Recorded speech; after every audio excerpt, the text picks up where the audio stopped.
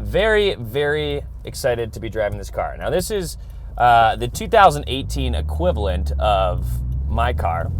So this is the premium trim level with the sport package, but this also has the new performance package, which is new for 2018. So we had actually done a comparison video comparing that car to my car. But this does have the sport package on it. So first thing that's going to come with the the STI 18-inch, I believe they're 15-spoke black wheels. You'll have the short throw shifter. You'll also have the SPT performance exhaust, which is a full catback exhaust. And then you're also going to get this nice little fancy little leather shift knob, which is super fancy. So, but that's the sport package. That's been around for a little while. Not really a lot of change going there.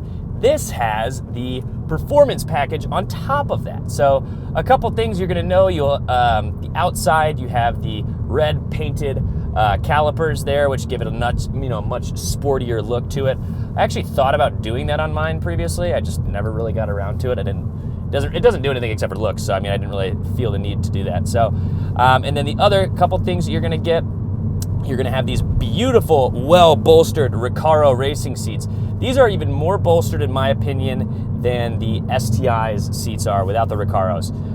They're definitely more bolstered. I got a lot more support side to side. Definitely a much sportier feel. They've got that nice sort of suede Alcantara, which you're going to see, on the typical, non-limited trim level STI. So I actually like this a lot more than I do full-on leather. Full-on leather in a sports car, when I'm going side to side, I find to be a little slippery. This, I think, is a very nice balance between those two things. I really like it. You're also gonna get, in the performance package, you're gonna get the, and wait, before I forget, this is a power adjusted, 8-way power adjusted, so that's huge to see that in a premium. But you're also gonna get the moonroof delete, and that's going to be for weight reduction. Also adds, a little bit more rigidity to the overall strength of the vehicle. And then you're also going to get, I always forget this one. Oh, you get upgraded brake pads, because they're not Brimbos. I forget about that. They're Jurid high performance brake pads. So a little bit better brakes than you're going to see in the typical premium and limited trim levels of the WRX. So they've done a lot of changes to this car. There was a huge debate whether or not in the beginning, before a lot of information came out about it, whether or not this was going to be on the global platform. It is not. However, they have made quite a few changes to the tuning suspension, which are quite noticeable. So they've done it to make the ride a little bit more comfortable over the bumps, but also add a sense of rigidity to it as well. So what I really like about it is I feel that it's going in the direction of the global platform. If you've seen my videos about the, that compare the 16 Impreza to the 17, that is a night and day crazy difference.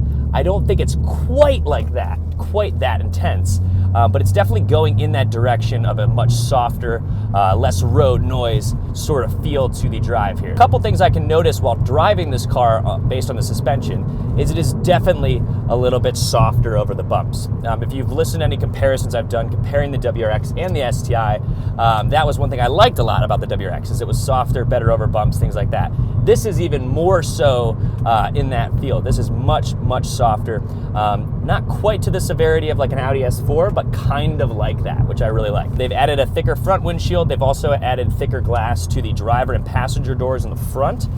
That's going to eliminate quite a bit of the,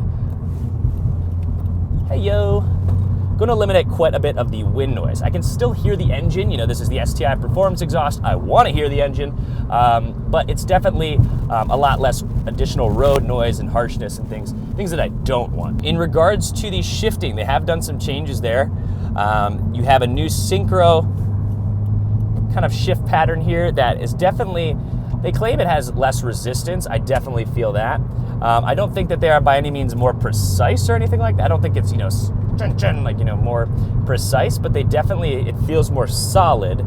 I don't think there's a huge difference in the throw distance, because both of these have the short throw shifter. I don't feel a huge drastic difference there, but I do think that it feels more solid. There's no it's definitely a little bit more precise in a good way. It's smoother. There's less effort involved. It's actually quite an easy manual to drive, manual car to drive if you're new to it. It's very forgiving. So also the clutch pedal is a little bit softer. It's not quite as stiff there, which some people like, some people don't. I'm getting used to it. I thought I liked a stiff clutch, and now, I mean, it's just such a nice daily driver for someone who loves to drive. So this is really, and I've said this before about the WRX, this is a great driver's car for someone who also wants to be really practical, because it has all-wheel drive. It has, four-wheel disc brakes. It's a great, safe car, relatively decent fuel economy, 27 on the highway. I mean, and this has one of the best resale values out of any car anywhere. I mean, if you look at the resale value of this, you're buying one that's like 5 years old with like 80,000 miles on it for like $5,000 less than a new one. It's ridiculous. I mean, people love these cars. They will buy them forever. I mean, you can see, 04, 05 STIs that are going for, basically the same price as, a few grand less than when they were brand new. So, and that was a long time ago. In my 2016 Premium WRX, I have what is called the Sport Package. Or, I'm sorry, I do have the Sport Package, but I also have the 6.2-inch Infotainment System. And Subaru, I'm sorry, I love you to death. It's terrible. It's really bad. It pretty much does nothing fancy at all. I mean, and you know what? It's a sports car, so I'm okay with that. That wasn't really important to me. But you pretty much got radio and you can make phone calls, but that's about it. I mean, there's no texting, there's nothing fancy, there's no navigation. It's a little bit slow. This is night and day difference. We don't have Apple CarPlay, we don't have Android Auto here yet. I think that's gonna be in the future. Probably before the whole redesign, I think we'll have it on there. I'm guessing, don't quote me on this, don't call me on this. But this is a huge, huge refresh to see this, and it's a breath of fresh air to finally have this on a Premium. And the other thing that's really nice, though, is this new screen up top here. Now, they've changed the graphics quite a bit. I think it's very similar to what you'll see on the current model Impreza, but just a lot sharper on the boost gauge screen here up top as well. It's just much easier to see the percent acceleration. It's just a much cleaner layout, and overall better visibility and easier to see. And I do very much like the new clock that they have up here as well. It looks a lot more like a watch, which is really cool.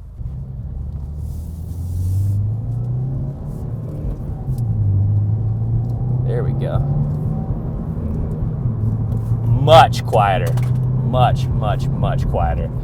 And I can still hear the exhaust, I can still hear that nice engine, but I don't hear a lot of the wind noise and stuff that I would hear in mine. In terms of the exterior changes they've made, they've done one thing in particular that I absolutely love, and they've added on the top of where the roof is, they've actually added those little notches to put the Aero Crossbars in.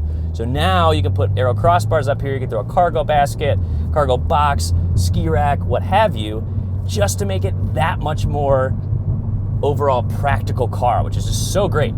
I don't have those on mine. I have no idea why they ever took those off. I know the screw ones are kind of hard to get in there, and stuff, but like, come on. I mean, you rob the ability to put a good solid rack up top there when you don't have them, and then you're stuck getting like those suction cup ones or the ones that actually clamp on here, and I hate those things. I feel like it's going to damage the car, so I don't put them on there.